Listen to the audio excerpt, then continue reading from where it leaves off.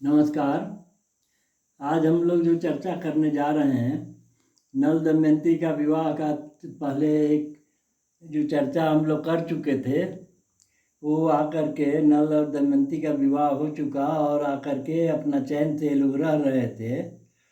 लेकिन इनसे भी बहुत विक्षुब्ध वो कलयुग था जो कलयुग पर इनको परेशान करना चाह रहा था, लेकिन उसको अवसर नहीं मिल रहा था क्योंकि राजा नल का जीवन बहुत पवित्रतापूर्ण था। न्याय प्रिय थे, जनता के साथ न्याय करते थे, भगवान का पूजा आराधना करते थे, पवित्रता बना कर रखते थे, सेवा भावी थे और संध्या बंदन वगैरह करके पवित्र रहते थे। तो इनको कलयुग को कहीं कोई कमी इनमें नज़र नहीं आई और मौका नहीं मिला। लंबे समय तक प्रतीक्षा में वो कलयुग पड़ा रहा। लेकिन एक दिन कहीं से थके हारे आए और इनको प्रमाद हो गया और इन्होंने पैर हाथ धोया नहीं और संध्या भी नहीं किया और यूं ही सो गए। यही अवसर मिल गया कलयुग को और कलयुग प्रवेश कर गया इनके मन मस्तिष्क में, पूरा परिवार में ही छा गया। अब सबको मानसिकता को बदल दिया, प्रभावित कर दिया। उससे प्रभावित होकर के इनका भाई पुष्कर वो आकर के इनसे बोला कि आज मैं आपके साथ जुआ खेलना चाहता हूँ। तो ये छोटा भाई बड़ा सम्मान करने वाला था, सुशील था, अनुशासित था और आके बोल रहा है जुआ खेलना चाहते हैं। तो ये सब अटपटा थोड़ा लगा दमयंती को और उसने मना भी किया, लेकिन नल माने नहीं क्योंकि कलयुग का प्रभाव पड़ चुका था मन और मस्तिष्क में। तो जुआ का दौर चलने लगा। तो इस बीच उनके दो लड़के थे, नल और दमयंती के दो पुत्र थे। तो दोनों को दमयंती मायके अपना भेज दी और फिर आगे का इनका जुआ का खेल वो देखने लगी।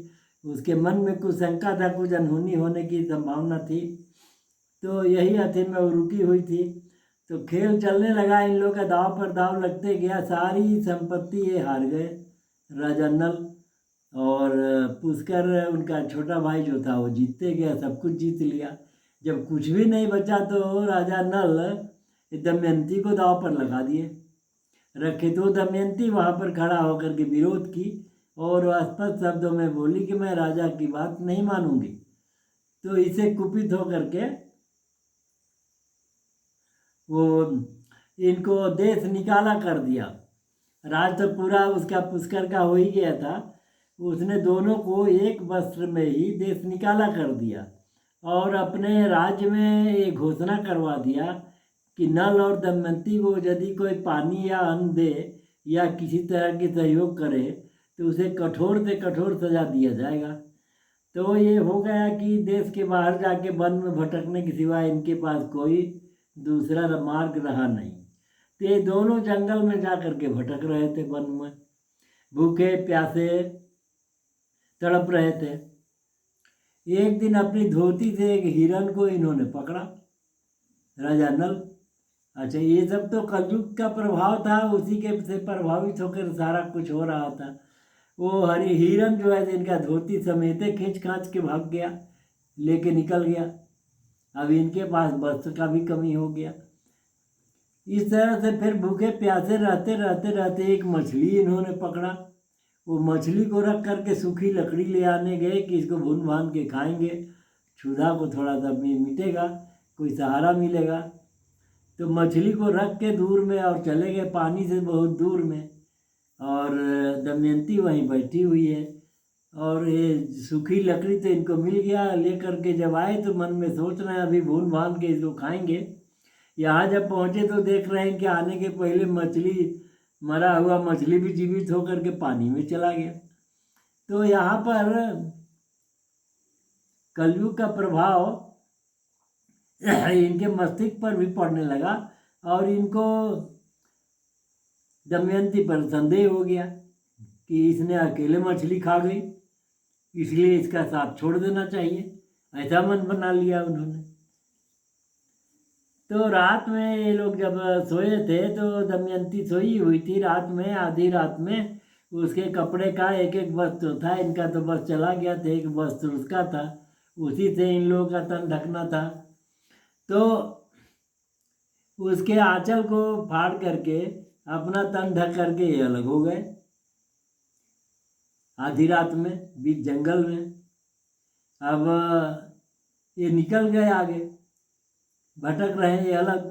अब सुबह जब हुई, जब नींद खुली, दमयंती देख रही इधर उधर नल तो है नहीं। तो देखी जब यहाँ ही नल नहीं दिख रहे हैं कहीं, तो वो भी सोची कि अब क्या करें, अब तो कहीं तो जाना है। अब आगे निकली थोड़ा सा कि एक बड़ा सा अजगर मुंह खोले हुए है, खोल दिया। तो मुंह खोले हुए अजगर को देख करके इन्हें इतना डर आया कि वो चिल्ला पड़ी। अब ये जब चिल्ला पड़ी तो दूर से कोई शिकारी था जो जिसको आहट जिसका सुनाई पड़ा, वो सुन करके नजदीक आ गया और अजगर को तो मार दिया उसने। लेकिन दमयंती को देखने के बाद उन्होंने शिकारी इनसे विवाह का प्रस्ताव रख डाला। अब इनको आफत हो गई वहाँ। अब यहाँ कोई सहारा नहीं, आगे नहीं पीछे नहीं, जंगल में अब ये शिकारी प्रस्ताव रख रहा है, तो निकल भागी वहाँ से। तो इतनी दूर वहाँ से वेग से निकली कि शिकारी पीछा करने के बाद भी इनको पकड़ नहीं पाया, इनके तक पहुँच नहीं पाया। शिकारी बेचारा निराश होकर लौट के रह गया उधर। ये आगे निकली तो एक शेर इनके सामने मिल गया। तो इन्होंने कहा कि शेर तू मुझे खा ले और मुझे मुक्त कर दे। तो वो भी किनारे काट के चला गया, शेर भी इनको खाया नहीं। तो फिर ये आगे जाके थके हारे मांदे आगे जाकर एक नदी मिली।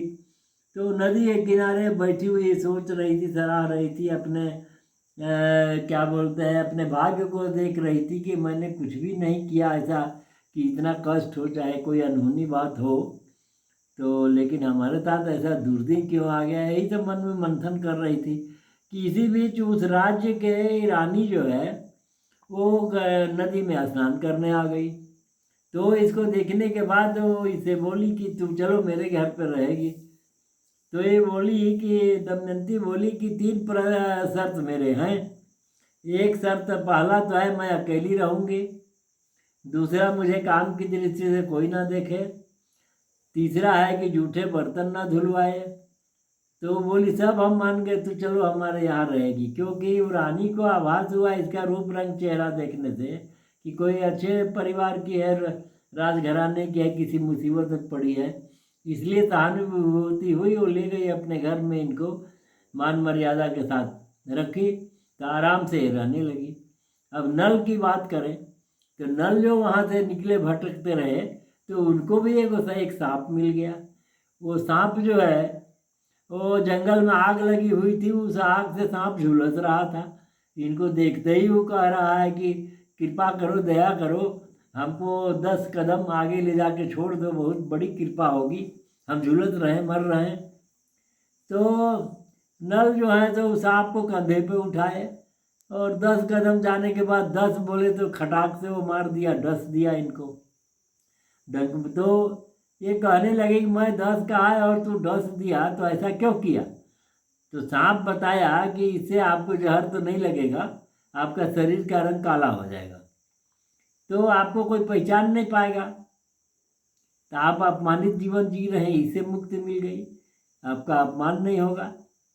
और फिर जब आपका दुर्दिन बीत जाएगा तो फिर शरीर को थोड़ा तपा दीजिएगा और आपका स्वर्णिम रूप चेहरा जो है तो फिर वापस आ जाएगा।